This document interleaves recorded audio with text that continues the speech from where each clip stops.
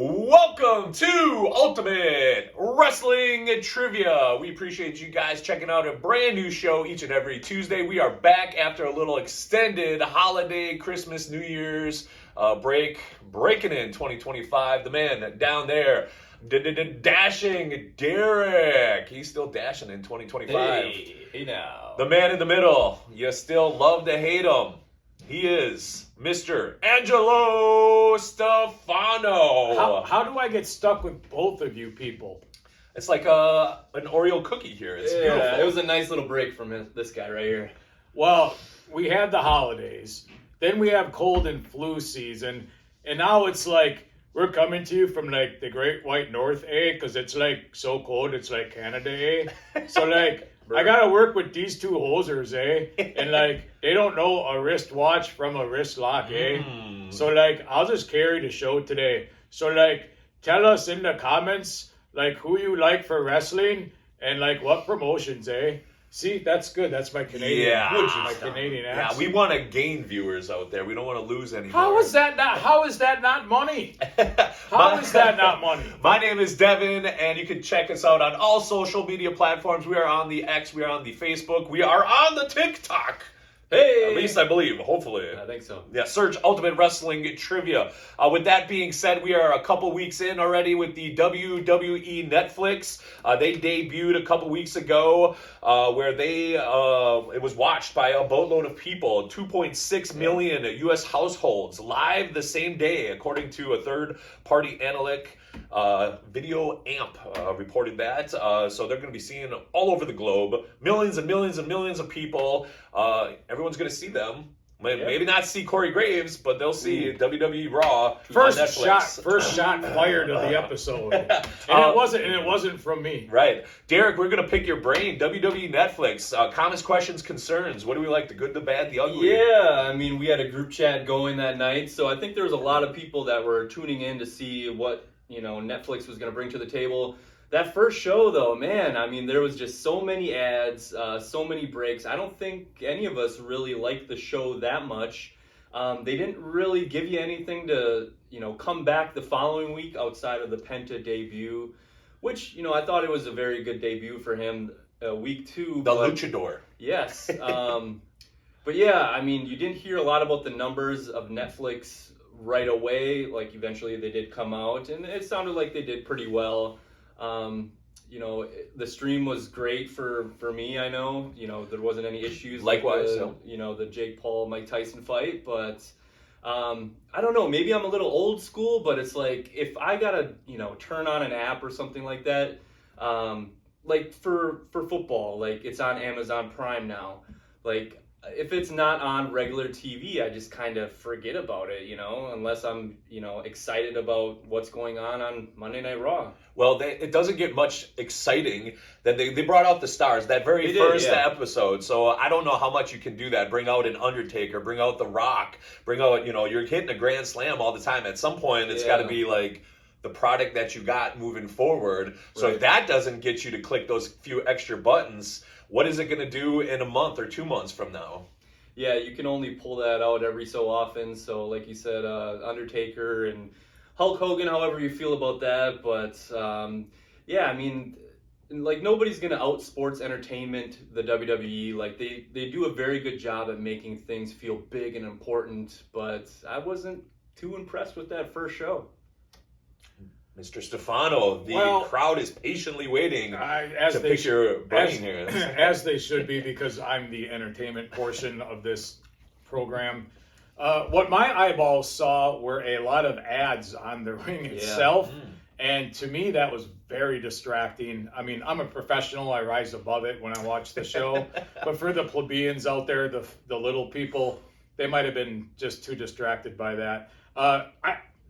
I didn't like it. I just don't. I can see one or two maybe, but it was like every corner and then in the middle, and then you were constantly reminded of who the sponsors were. It was too much. It was over the top. Look, I understand why they did it that way. I get it. Yeah, can't argue with money, but it was a little distracting, kind of borderline annoying.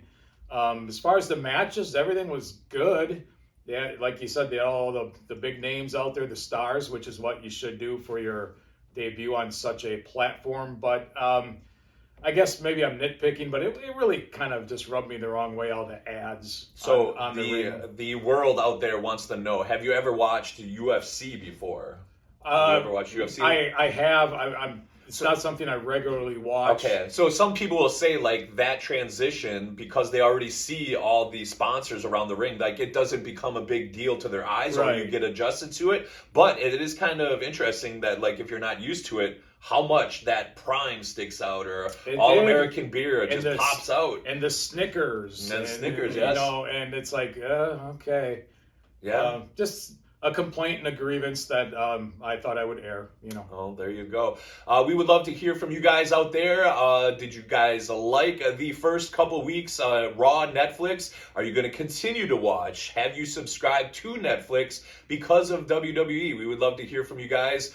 Moving forward, well, WWE wasn't the only one to get into the streaming service. AEW jumped on board, where they signed a multi-year deal with the Warner Brothers Discovery stream on Max. AEW will be on Max Plus. You can check that out with AEW programming, on-demand availability, and pay-per-view content. Same issue with Raw, Netflix. What do we think of that? Yeah, I checked out one episode on HBO Max, and it took a little searching, though. You had to go to the BR Sports button, and then click on that, and then click on, it wasn't right there in front of your face like Raw was with Netflix. I thought the picture was good, the sound was good, but as far as ads also, you don't get that picture-in-picture. They cut to ads unless you're on that higher tier for Max.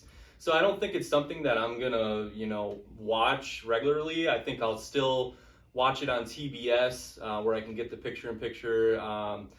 Maybe if the pay-per-views are a little bit cheaper on Max, maybe I'll check it out that way. But, it was okay, I thought. I don't watch AEW unless it's by accident, so I'm definitely not paying for a streaming service. They're on free TV or almost free cable the way it is. I did hear that you had to kind of search for it if you went on Max. I don't think that'll be a huge issue for them, because I'm assuming most of the audience is just watching on TBS, or is it TNT that they're also on? Yes. That is correct. Okay, so I don't see that being a huge problem. It would be interesting if the pay-per-views were a little cheaper airing on Max. I think that'd be a smart move. You're likely to gain more viewers that way, and Stefano gives a thumbs up and approval for AEW for that. I think that'd be a smart move. Well, you took the words right out of my mouth. I said, what if they did something like that, where that's the world we live in now? It's streaming. Everything's probably eventually going to get to streaming. It's like when you had the 8-tracks and the cassettes and then the CDs, and now everything's just iTunes, a click of a button. I think that's how we're going to get our TV, our tube, in the future. That time is right now. So if they offer like certain packages, and then maybe you get like a pay-per-view for, say, $10 or something, that's the way to go? What would you do if you were the booker man to get the eyeballs on the product? Well, I'm not the best financial wizard in the world, but that would seem to make sense. I don't know if it would help them make money that way, or if they would lose money. I have no idea, and I don't care to do any math to figure it out.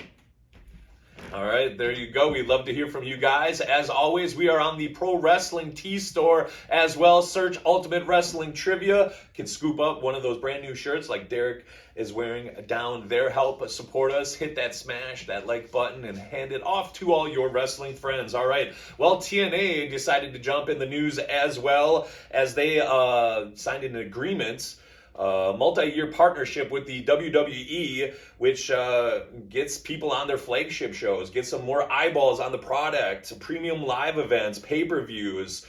Basically, you're going to be seeing a lot of the talents on the CW, the flagship news. I mean, do we like this? TNA, WWE, Yeah, it's good stuff. We just, a couple weeks ago, saw TNA Genesis, and we saw a few of the NXT stars pop up over there. Yeah, it's not too surprising. I mean, this is just kind of to make it official, but I don't think we're going to see like Moose versus Roman Reigns or anything like No. that. It sounds like this is more of NXT and TNA. Get the younger talent more exposure. And Yeah, and I think it's a way for WWE to sink their teeth into like a Jordan Grace or a Joe Hendry, and get their fan base familiar with those people before they eventually sign them. But it is still, I think, good for TNA. How many years has TNA been on its last legs? It's like we think they're gonna die, but then they somehow survive. It's good for TNA to get this exposure for them. Maybe they'll sell some more tickets. So, it's like I said, it's nothing that's new or surprising, but it is interesting. Yeah, shout out to Joe Hendry, the brand new TNA World Heavyweight Champion. Stefano, what are we thinking here with TNA? It reminds me of back in the day, the unannounced, not merger, not the word I'm looking for, but when ECW was on its last legs and kind of connected with WWF at the time. I don't know the financial situation of TNA. I'm not saying it's the same thing, but it kind of reminds me of that. Good for both, yes.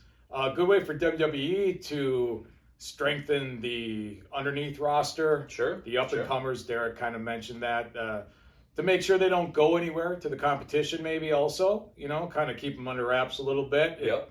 You really like someone, but they're a few years away and they need some work. This is a good way to make sure they don't go anywhere else and blow up and become a star. Very smart, shrewd move. I like it. And good for TNA. The more places to work for the men and women out there, the better, obviously. I make jokes sometimes, but no, all the time. You were right. All the time. Yes. Right. But the more places to work, the better. And I think it's a win-win. I know the answer is going to be a very solid no right off the bat, but think about it. 5 years from now, 10 years from now, everybody's kind of like teaming up or finding their partners, whether it be TNA, WWE, or New Japan and AEW. Will we ever, think about it, will we ever see WWE, AEW together? Some kind of ultimate promotion or a pay-per-view, say within the next 10 years. Could it happen? I know you say, you're not supposed to say never, but... what would it take? Man, I don't see that happening. I don't see any kind of joint show or anything. There's too many egos involved, and it's... there's been a lot of shots fired back and forth. I don't see it. WWE does not need AEW for anything. I would say because of that alone, very highly unlikely. They are just fine on their own. Why would you do something that would actually hinder your own product? Which I would, let's say there was a super card, for lack of a better word. Will Ospreay versus Roman Reigns. What do you have? Amazing? As WWE, what does your talent have to gain by working against other talent that, and whether this is fair or not, this is just the way it is, that most viewers, or some at least, would view as below the talent level of WWE. I'm not saying that's the case, or I'm not saying that's my opinion, but some people would view it like, why is WWE working with this group of people when they don't need to? I would say no. You're not supposed to say never. I'm saying never. I'm saying no. All right, there you go. We'd love to hear from you guys. In the comments, let us know what you think of a future collaboration between the two powerhouses there. Switching gears a little bit, we had a chance to sit down on the world-famous couch, your mother's favorite game, the Couch Game, with the Ultimate Wrestling Trivia Boys. Check it out. All right, we're back here with the Couch Game, and in honor of the new year, we're going to try to name as many teams or factions with the word new in it. That's N-E-W. Mike Merck. New Day? New Day? Yeah. The New Rockers? Yeah. This is so stupid. This is what you came up with? God. The New Breed. Ooh, there you go. Yes, that's a good one. The New World Order. That was mine. But then I'll just take the other side and go the New Age Outlaws. Oh, you didn't know?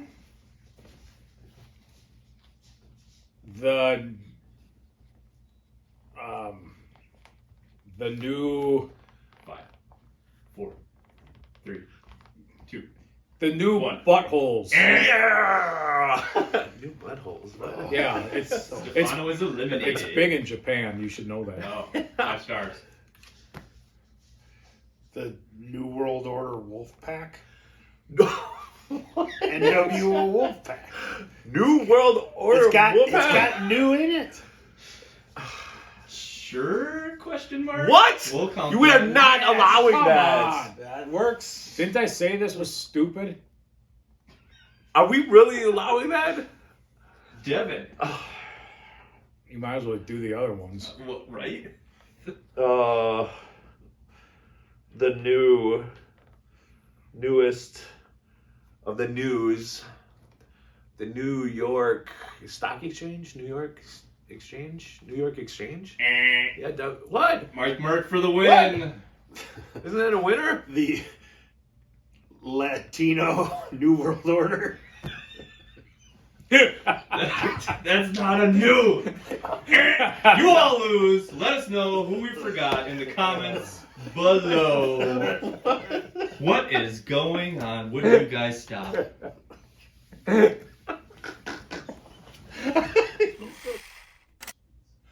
All right, that was the couch game. Always a fun time to pick the wrestling brains of each and every one of us with the lights on. I mean, it's always fun. Love that It's game. not as easy as it looks. I know it doesn't. We say that all the time. When the pressure is on, the brain goes blank sometimes. Yes. Especially for you. Oh, well, I feel like there was a dirty joke in there somewhere, but we will just keep it moving. I keep it clean. We have some Ultimate Wrestling trivia with one of our famous friends. Do you know the answer? Getting to WWE was one of my major goals when I started my career in professional wrestling. What was the first WWE title I ever won?